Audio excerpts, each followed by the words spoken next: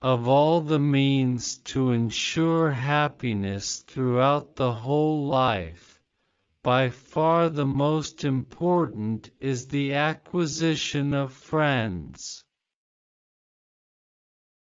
Do not spoil what you have by desiring what you have not. Remember that what you now have was once among the things you only hoped for. The wealth required by nature is limited and is easy to procure, but the wealth required by vain ideals extends to infinity.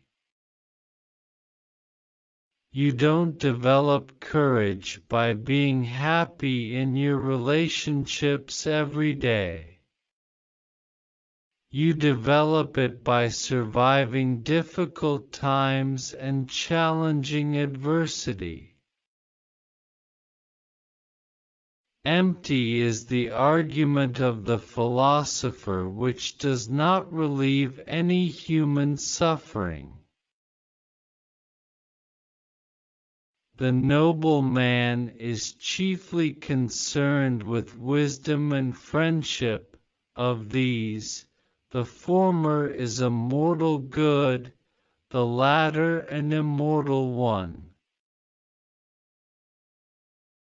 We must, therefore, pursue the things that make for happiness, seeing that when happiness is present, we have everything, but when it is absent, we do everything to possess it.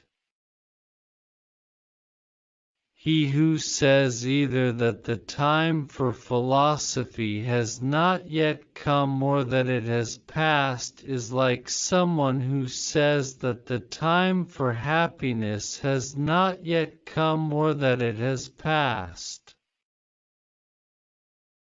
It is better for you to be free of fear lying upon a pallet, than to have a golden couch and a rich table and be full of trouble.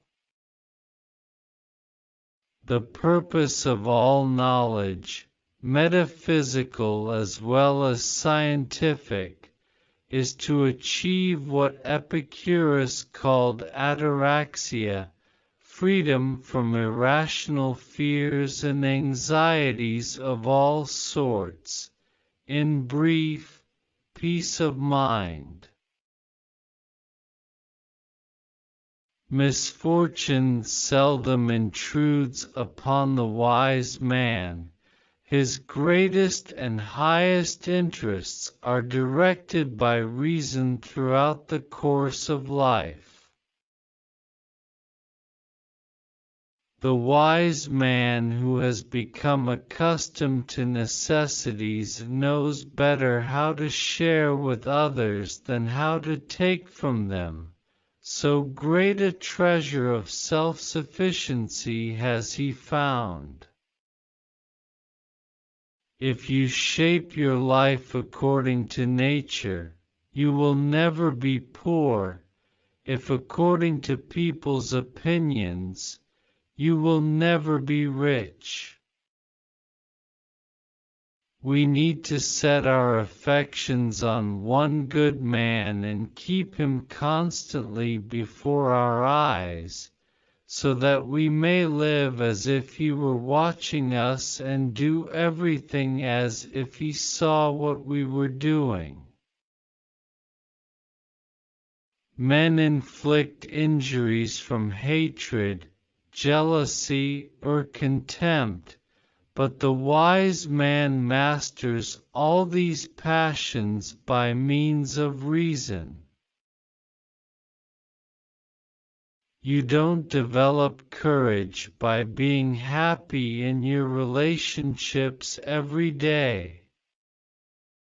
You develop it by surviving difficult times and challenging adversity.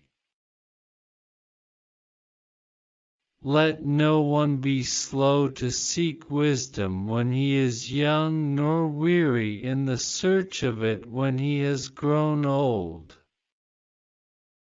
for no age is too early or too late for the health of the soul. Happiness is man's greatest aim in life. Tranquility and rationality are the cornerstones of happiness. No pleasure is in itself evil, but the things which produce certain pleasures entail annoyances many times greater than the pleasures themselves. A happy and eternal being has no trouble himself and brings no trouble upon any other being. Hence he is exempt from movements of anger and partiality, for every such movement implies weakness.